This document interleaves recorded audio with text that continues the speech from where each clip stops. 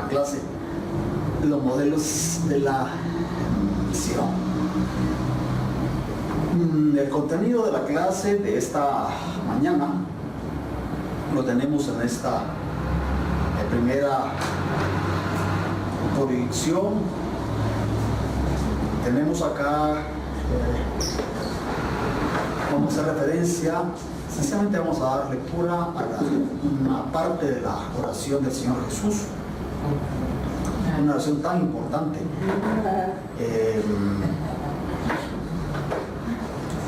Vamos a hacer unas reflexiones, aclaraciones y puntualizaciones previas a dar el tema de los modelos de la misión.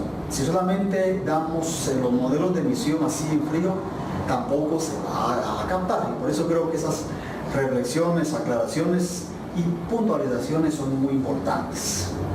El punto, una vez veamos el punto 3, esto nos lleva, por supuesto, en forma lógica a qué modelos usaron los misioneros luteranos. Y ustedes ya van a ver con mucha claridad el por qué se dieron esos modelos. Y por supuesto, hacer algunas conclusiones. Muy bien, que Dios nos ayude en nuestra clase. En San Juan, capítulo 17, está registrada la oración del Señor, la oración intercesora del Señor Jesús. Es una oración que Él elevó al Padre horas antes de ser entregado. Así que es una oración que prácticamente tiene una tremenda importancia, es de muchísimo contenido, y el Señor, en su plan perfecto, sabía que Él estaba partiendo no solamente unos 2 meses, aproximadamente unos 2 meses después de esta oración,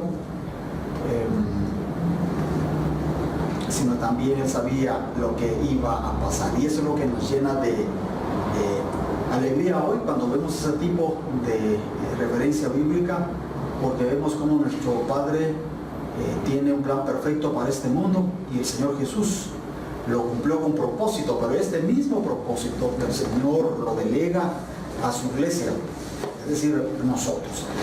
Dice el texto del Evangelio, capítulo 17, versos 18 al 24.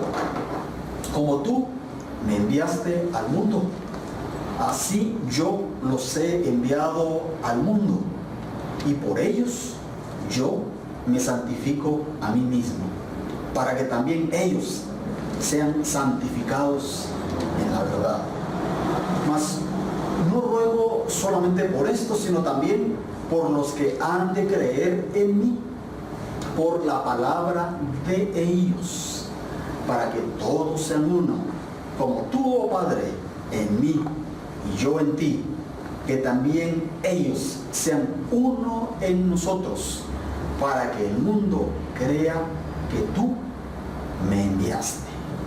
La gloria que me diste, yo les he dado, para que sean uno, así como nosotros somos uno. Yo en ellos y tú en mí, para que sean perfectos en unidad, para que el mundo conozca que tú me enviaste y que los has amado a ellos como también a mí me has amado. Esta es parte de la oración intercesora. El Señor, en ese sentido, oró por nosotros. Esta oración nos incluye a nosotros, es algo bello. Entonces, esta es la introducción también a nuestro tema de la misión. Por supuesto, tenemos las siguientes puntualizaciones, aclaraciones, énfasis, explicaciones de algunos aspectos. En la primera clase que tuvimos, ¿se acuerdan? Repartí una hojita para que ustedes escribieran su concepto de misión, y ustedes lo escribieron, lo tienen ahí guardado, por ahí seguramente lo tienen. No sé si lo tiraron. Pues, no importa, no importa lo que hayan hecho, ya ustedes empezaron a redefinir en este día lo que era prácticamente la misión para ustedes en ese momento. Ahora vamos allá a ir compartiendo una definición que creo que se va aplicando y tiene el énfasis precisamente del curso. Misión es la participación del pueblo de Dios en la actividad misionera de Dios en el mundo. ¿Ven? Interesante esto. Misión es la participación del pueblo de Dios en la actividad misionera de Dios en el mundo. Otra vez aquí es la participación de nosotros como pueblo de Dios. Si somos pueblo de Dios, estamos en misión. Y aquí otra vez es una actividad misionera de Dios. En esta definición se afirma que el protagonista de toda actividad misionera es Dios. El protagonista, sorprendámonos, porque ese es el énfasis que a veces hemos recibido en antaño. El protagonista siempre como que ha sido la iglesia, pero a la luz de la palabra, él no es así. El protagonista de la misión es Dios mismo. No es la iglesia, no es la denominación u ordenación misionera. Nosotros somos únicamente instrumentos de Dios para llevar a cabo la gran comisión, pero no los protagonistas. Dios realiza su misión de acuerdo a sus planes, a sus propósitos, y nos toma en cuenta a nosotros para que también participemos privilegiados de ese gran plan misionero. Ese es un elemento muy importante. Pero también creo que es importante este aspecto que creo que es de mucha utilidad cuando ya empezamos a introducirnos al tema de la misión de la iglesia, y es un redescubrimiento de la perspectiva de una doble identidad. Muy interesante. Todo esto que estamos compartiendo otra vez, decimos, se empezó a redescubrir desde la década de los 70, cuando las iglesias del sur empezaron a hacer una reflexión hacia sí mismas, y eso generó también una tremenda revolución en cuanto a los pensamientos. Pero vean esto, ¿por qué doble identidad? ¿Por qué ese redescubrimiento? ¿A qué nos estamos refiriendo? Bueno, antes del redescubrimiento del enfoque contemporáneo de la misión de la iglesia, la labor misionera estaba en una sola dirección. Y eso tenía que ver con el misionero. El misionero que iba, que era enviado, él era el sujeto. Él era el protagonista. Y quienes lo recibían eran objetos. Y este patrón, el misionero que iba, que era el protagonista, y quienes recibían su bendición eran los objetos. Este patrón misionero duró varios siglos, hasta la década de 1970, que empieza a darse un cambio radical en su comprensión. Ahora el enfoque es todo cristiano, toda cristiana es objeto y sujeto de la misión. Y con eso estamos diciendo que al ser objeto, nosotras somos objetos, sí, claro, al ser evangelizados, al creer en el evangelio, es decir, somos recipientarios de la bendición de Dios. En ese sentido somos objeto. Pero no se queda con nosotros únicamente ese aspecto de ser objetos y recibir, sino que también Dios nos hace sujetos. Dios nos invita a explorar, estudiar, analizar, reflexionar, rechazar o actualizar las prácticas y teologías de la misión que hemos heredado. Aquí cambia completamente el panorama. Antes, el misionero que iba, era enviado de un país a otro, él era el sujeto y nosotros éramos objeto. Y eso creó muchísimos problemas. Lo vamos a ver más adelante. Pero gracias a Dios, ese concepto de sujeto y objeto redime el concepto mismo de la misión, y ahí prácticamente todos estamos involucrados. Nadie ya es objeto. es también sujeto. Ese concepto no lo tenía el misionero que era enviado hace de 50 años para atrás. Al ser objeto de la misión, ese fue el problema, esa era la implicación. Se juzgaba a mi cultura como inferior y subordinada, y mi trasfondo religioso se entendía como deficiente y deteriorado por los grupos misioneros, porque ellos eran los protagonistas de la misión, ¿verdad? Y nosotros éramos los que íbamos a recibir la gran visita y su bendición. Eso fue terriblemente desastroso, porque generó también un desprecio a las culturas a donde ellos mismos eran enviados. Y eso pasó con nosotros, con la conquista, ¿verdad? ¿Qué pasó en Guatemala? ¿Qué pasó en Centroamérica? ¿Qué pasó en América Latina? Eso pasó, ¿verdad? Nuestra cultura era inferior y debía subordinarse.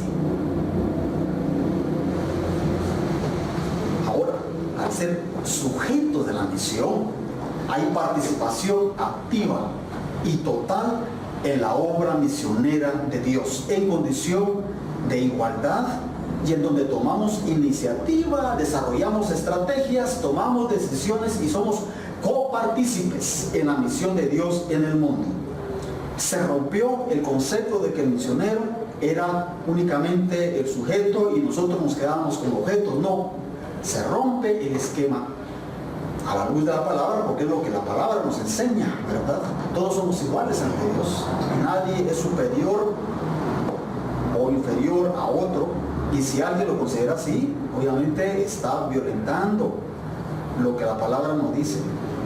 Cristo murió por nosotros, hombres y mujeres, para redimirnos y hacernos a su imagen y semejanza, y toca a todas las personas en sus culturas, en sus clases sociales, y nos transforma. Y acá, entonces, nuestra cultura, mi cultura, su cultura, está en igualdad de condiciones a cualquier otra, como parte de la acción misionera de Dios en todo el mundo, en toda cultura. No hay ninguna cultura superior a otra. Este es el gran planteamiento que se da en introducciones a la misión de la iglesia. No hay ninguna cultura superior a otra. Muchos quisieran, incluso actualmente, que eso no fuera así, porque está todavía el sentimiento de superioridad. Pero a la luz de las escrituras, Antiguo y Nuevo Testamento, esa es la realidad. También estamos aquí viendo un elemento revolucionario en toda la teología de las misiones, todo lo que tiene que ver con los énfasis misioneros. Hay una revolución misionológica y hay un cambio de eje.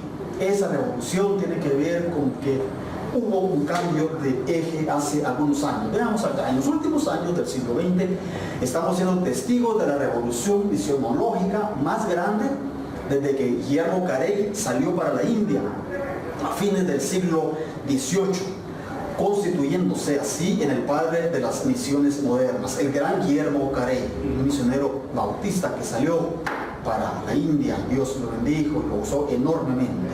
Pero ese momento, digamos, esa época que se denominó misiones modernas, que se inaugura con él, prácticamente está llegando a su fin. ¿Por qué? Bueno, la era de las misiones desde el primer mundo al mundo de los 2/3 está terminando. ¿Por qué? Bueno, porque hay un nuevo movimiento misionero que se está gestando.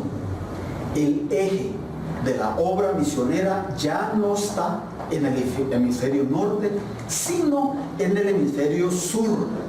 Hoy hay más misioneros provenientes del mundo de los 2/3 sirviendo en el planeta que aquellos originarios de Europa y Estados Unidos juntos. más adelante vamos a ver términos eso de norte, sur, pero creo que es importante. Estamos nosotros siendo testigos de ese cambio de eje que nuestros padres, nuestros abuelos, nuestros antepasados no lo vieron, pero nosotros tenemos la dicha de ser testigos de ese momento.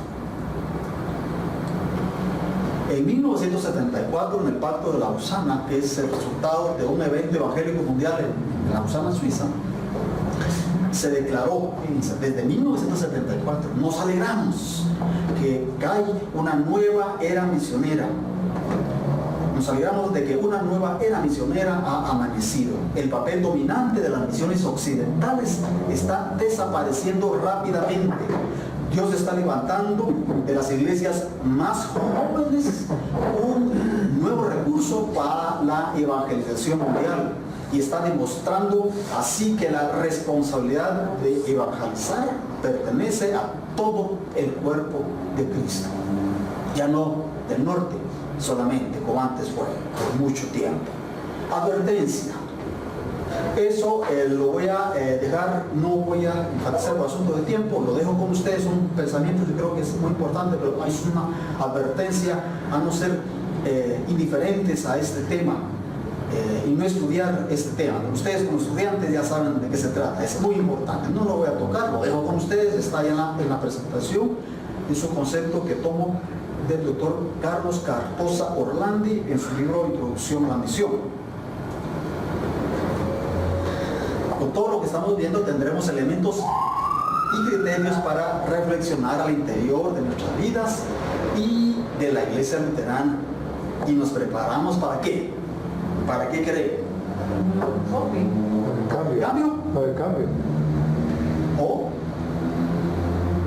cambio? O estar cambiando, o seguir como estamos. Seguir como estamos, exactamente.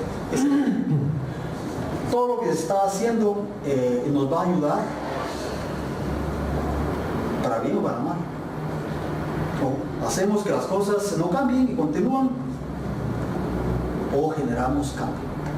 Pero este cambio, se dan cuenta, no es solamente porque nuestra iglesia fue visitada por estos misioneros, no, es parte de un proceso de cambio que se está dando a nivel mundial y en donde América Latina está siendo también bendecida con grandes momentos. Y eso es parte del eje del cual estamos hablando. El eje ha cambiado y está básicamente desafiándonos para que nosotros mismos, a nivel personal, comunitario, eclesiástico, busquemos obviamente el cambio, no el estancamiento. Soy consciente que les comparto muchos elementos para esta clase.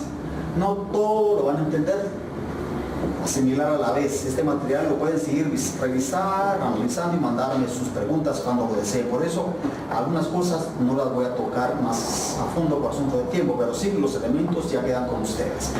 Esto es muy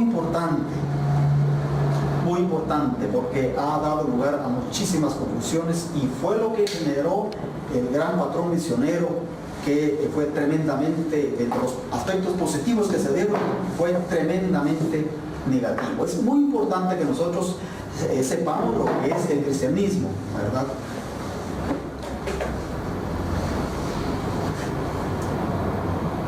Podemos resumirlo como el conjunto de ritos, prácticas y celebraciones, reflexiones teológicas y éticas, doctrinas e instituciones que se heredan y desarrollan cuando una comunidad acepta la religión cristiana. Básicamente tiene que ver con eso, el contenido que se recibe, tiene que ver con lo que la palabra nos da obviamente y se es cristiano. La palabra es lo que define obviamente el libro de texto para el cristianismo, es la palabra de Dios, y sobre esto se generan los ritos, prácticas, celebraciones, reflexiones, doctrinas y todo lo que se enfatiza aquí. Pero acá tenemos que aclarar el siguiente término, porque cristianismo es esto y cristiandad no es lo mismo que cristianismo. Sorpréndanse, el cristianismo es lo que nosotros hemos creído, ¿verdad? De acuerdo a nuestro trasfondo, a nuestra experiencia de fe. Al creer en Cristo somos parte de una comunidad y somos cristianos. Al creer en Cristo, la Biblia y el Evangelio. Pero la cristiandad no es lo mismo. Y esa confusión de cristianismo con cristiandad generó grandes problemas, grandes confusiones, grandes errores, de los cuales hasta el momento nosotros también estamos recibiendo los desastres de ese tipo de mentalidad. Cristiandad es la práctica de la religión cristiana en una región en particular. Es la práctica en una región particular. Históricamente fue la fusión o la unión de la fe cristiana con los valores del mundo occidental. Tremendo error. Esto fue el enorme error con Constantino, y con él se generó todo un proceso que Europa y América del Norte lo vio como positivo, pero a la luz de la palabra eso no es correcto. Desgraciadamente, este es el punto. Dado el poder político del mundo occidental, Europa y Estados Unidos, llevó a muchos a confundir la fe cristiana con la cristiandad. Eso no es lo mismo. Y lamentablemente sobre eso se hizo la tremenda evangelización a América y África y Asia. En el siglo XXI, la comunidad cristiana es testigo del deterioro de la cristiandad, es decir, de la desaparición de un espacio exclusivo como cristiano y la globalización de la religión cristiana. Miren qué importante es. Somos testigos nosotros hoy mismo, ¿verdad? En estos años, en estos meses, en estos días, del deterioro de la cristiandad que se generó en Europa y en Estados Unidos. Ahora, hablamos mucho en este tema de terminología, y creo que es importante. Hablar de continentes y regiones del sur, siempre que ustedes lean ese tipo de literatura, en periódicos incluso, en la prensa, en revistas cristianas, estamos refiriéndonos a eso, estamos refiriendo a esto. Continentes y regiones del sur, ahora, dentro de lo que es el cambio de eje, ¿verdad?, que hablábamos anteriormente, se está hablando como el tercer mundo, las 2/3 partes del mundo, o las naciones en desarrollo o subdesarrolladas. ¿Dónde estamos nosotros? Por supuesto, acá. Pero es correcto hablar del tercer mundo, o bien el mundo de las 2/3 partes, o de los 2/3, o las naciones en desarrollo o subdesarrolladas. Estamos haciendo referencia a continentes y regiones del sur. Esa es básicamente la nomenclatura, la terminología que se está ya usando en cualquier libro de texto. La iglesia está creciendo mucho en estos continentes. No estamos hablando del norte, estamos hablando del sur. Y América Latina, por supuesto, está incluida acá. ¿Dónde está Guatemala? Acá. Estamos acá. Y esto no es peyorativo, esto no es demeritorio, no. Gracias a Dios somos parte del tercer mundo. Y esto es lo que hace otra vez este enfoque, hace valorar nuestra cultura a la luz de lo que se ha descubierto, y dejar aquella mentalidad que dañó tanto la concepción y que destruyó a tantas culturas en la colonización, en América, en Asia, en África, en otros lados. Los modelos de la misión, vamos a hablar aquí también ahora de estos 4 modelos, que es lo que creo que debe quedar con ustedes, pero enfatizo que es básicamente un entendimiento misional de las iglesias en cualquier lugar en que se encuentran luteranas y no luteranas. Hasta ahí voy a dejar, porque esto básicamente queda con ustedes. Estos son los 4 modelos. El primer modelo, la misión como una idea de ultramar. Se habla de misiones foráneas o al exterior de Europa y Estados Unidos. Ese fue el modelo. Misión como una idea de ultramar. ¿Y a qué estamos haciendo referencia a esto? El concepto corresponde al periodo de las misiones modernas de la historia de las misiones, 1815-1914. ¿Qué pasó en 1914? ¿Se acuerdan? Primera Guerra Mundial. Primera Guerra Mundial zarandeó a la gente y le hizo ver que el mundo no era tan bueno como lo estaban viendo los de Europa y los de Norteamérica. Eso cambió radicalmente los términos. Pero básicamente este concepto, el primer modelo, corresponde a este periodo tan largo, ¿verdad? En donde prácticamente se enviaba a las personas. La misión era salvar a las comunidades paganas y sin afiliación de iglesias en África, Asia y América Latina. Salvar a los paganos, a los salvajes. Ustedes han visto y leído mucho, eso duele porque se hizo mucha injusticia, se cometieron tantas injusticias, no digamos en Guatemala. Aquí nos despedazaron, nos destrozaron, así venían. Católicos también, por supuesto. Esto es asunto de católicos y protestantes. Aquí no solamente de los protestantes, pero este era el concepto de la gente que se había aliado a ese concepto ideológico. Salvar, civilizar a los pueblos incrédulos. Civilizar porque eran salvajes. ¿Qué civilización? Occidente, por supuesto, los valores de Occidente, todo lo que Europa había generado, esos eran los valores que ellos trataban, porque ellos eran los buenos, los civilizados, y los otros, los salvajes, a ellos habría que redimirlos. Eran incrédulos y son paganos. Miren la mentalidad misionera de ese modelo. Esa era la mentalidad, el deber del hombre blanco, o carga del hombre blanco, como se llama también, el deber, ellos se consideraban así, el deber de la civilización superior, europeo, norteamericano, es llevar el progreso al mundo primitivo de los países colonizados en África, Asia y América Latina. Ese es el concepto que se tenía en los libros de texto de los misioneros. Aquí no estamos hablando de gobiernos, estamos hablando de la mentalidad del misionero. Ellos se sentían superiores y su carga era, su privilegio era llevar progreso al mundo primitivo de los guatemaltecos, centroamericanos, cualquier otro, junto con la expansión colonial e imperialista de las grandes potencias o territorios no explorados o alcanzados. Se dio un movimiento de envío de misioneros sujetos, ahora ya lo sabemos, con miras a la conversión de los pueblos paganos, objetos, con todo lo que hemos hablado de la cultura. Los paganos no tienen nada de bueno, al contrario, son salvajes, hay que civilizar.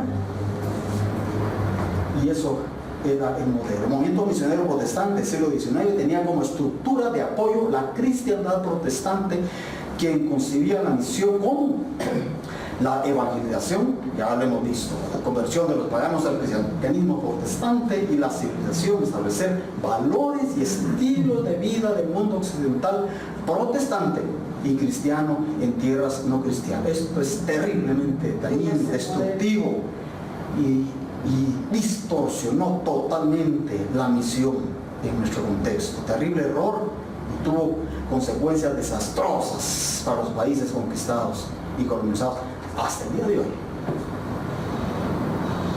El indígena guatemalteco sufre las consecuencias de esta islam, primero católica y después protestante.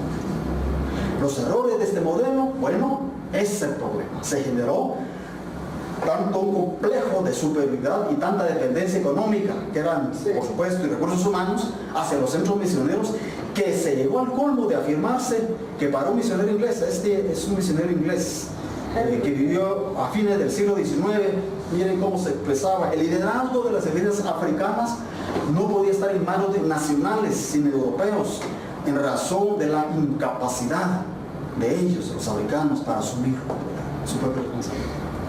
No puede. Eso pasó en Guatemala, eso pasó en Centroamérica, claro. Exactamente lo mismo. Esa era la mentalidad terrible. Creó una frontera clara de misión entre el personal misionero, eran los sujetos, los protagonistas, y el objeto de la misión, los paganos. Por eso se hizo lo que se hizo en América, con esa terriblemente forma destructiva.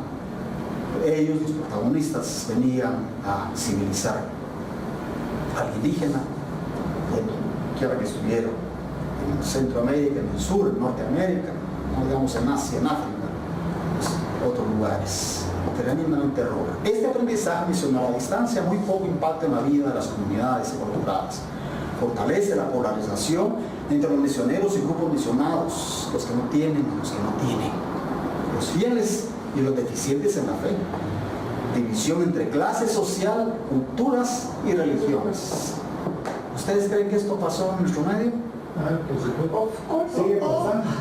La tendencia del grupo más fuerte en la sociedad del misionero a cambiar sus intereses en un proceso de decisión que sea justo y donde todas las partes puedan mutuamente terminar la relación de la hermandad en salud y justicia. Pero claro, quien toma las decisiones es el misionero y no le pregunta las decisiones que les van a afectar. Eso fue terrible. El segundo modelo es también fuerte y negativo. Desgraciadamente, un patrón aprendido de la misiología estadounidense, es decir, de la misión del proyecto misionero estadounidense. La mentalidad, aquí nos ubicamos específicamente en Estados Unidos, en Norteamérica. Esto no es un juicio que se hace en base solamente a,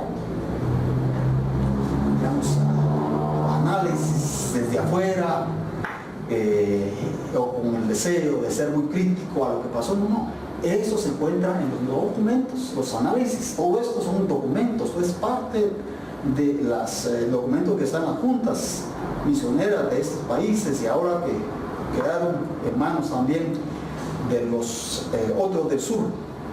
Hemos tenido acceso a ese tipo de información, pero básicamente la mentalidad misionera, ese concepto, misiología estadounidense, era: los misioneros dirigen sus esfuerzos para identificar y solucionar problemas en lugares donde son enviados. Resolver problemas. Nos quieren mandar ahorita. Es la mentalidad norteamericana. Todavía ahorita. Todavía este concepto y práctica misional refleja la cultura norteamericana de proveer respuesta rápida y efectiva a situaciones inesperadas de conflicto e incomodidad en el campo misionero, resolver las cosas, los problemas.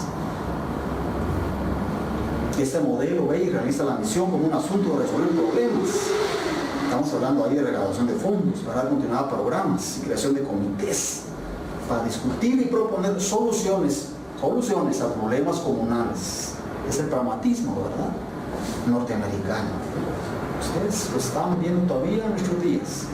Los errores de este modelo es en gran parte una actividad administrativa y de control. Muchas comunidades que aplican este modelo asumen que sus programas construyen la llegada del reino de Dios. Fíjense que terribles, con la ayuda. De esta manera, algunos sencillos hermanos piensan que la llegada del reino de Dios está avanzando. Y sobre eso generan los proyectos mismos, los reportes. Puede convertirse en un acto de imposición, por supuesto, de la comunidad misionera, de una cierta noción de orden en el contexto de misión. Se nutre de las características culturales de eficiencia y productividad del Occidente, Europa y Estados Unidos, frente al caos de las culturas no occidentales.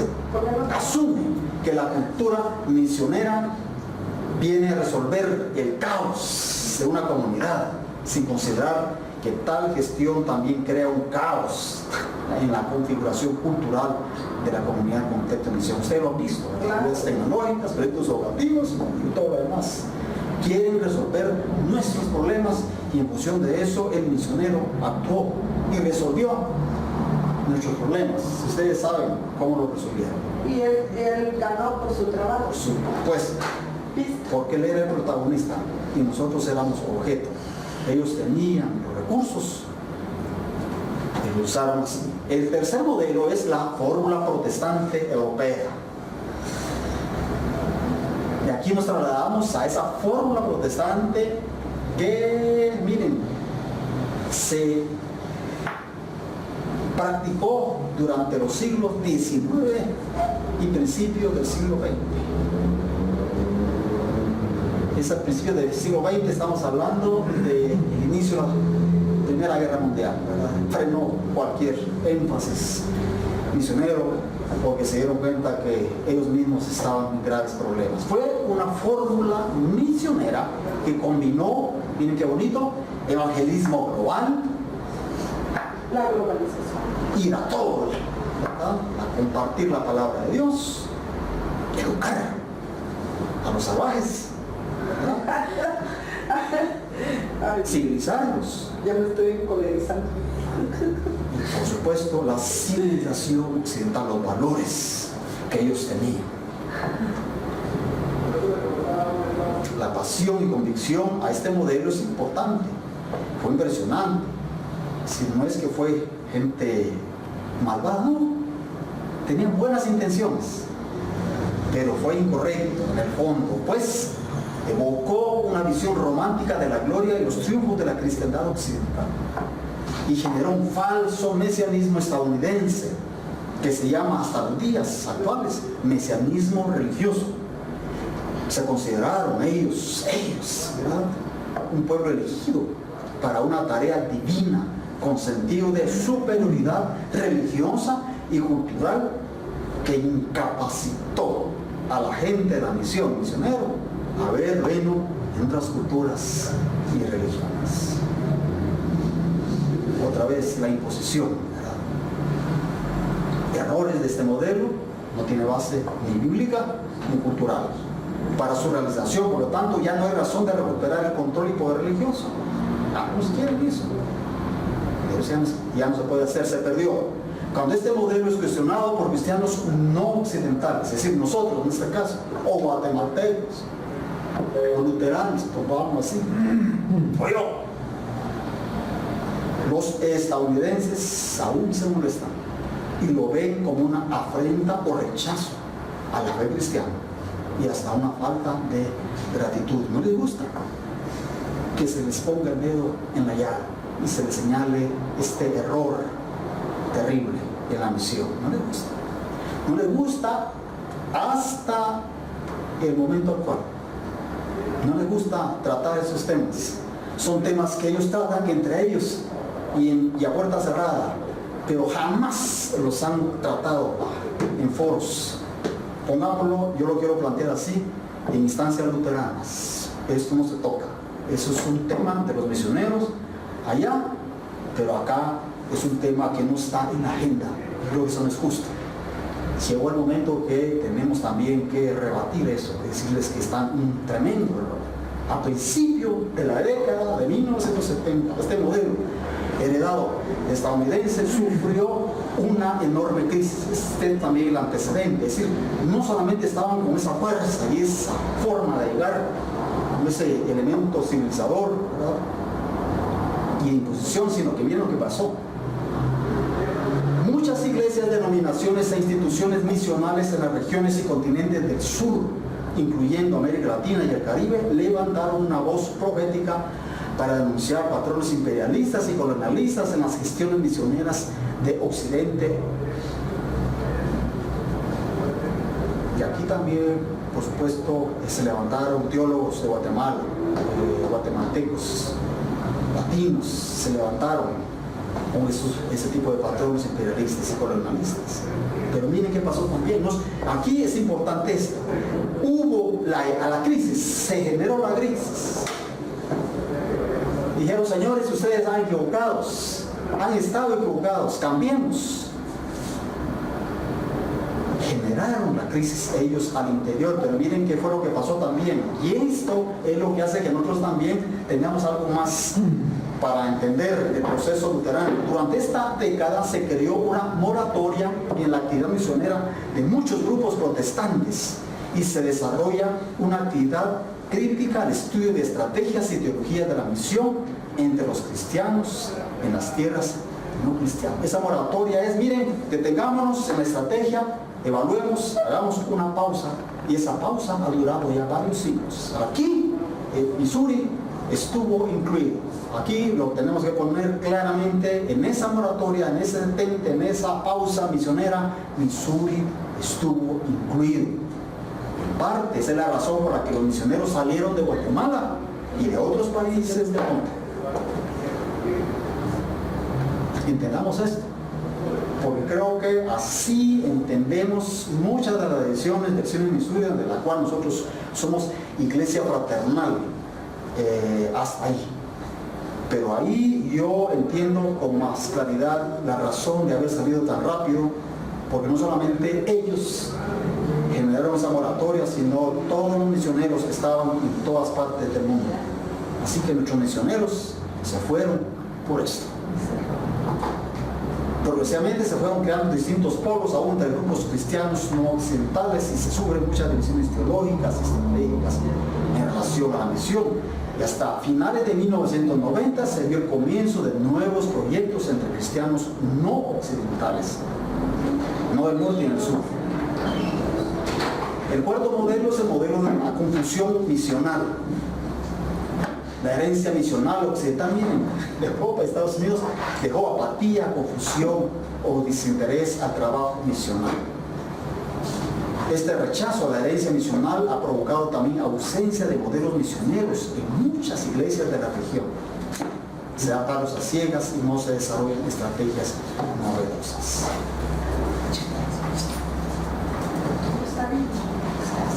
La pregunta es, ¿qué modelo usaron? O sea, termino. ¿Qué modelo usaron los misioneros luteranos?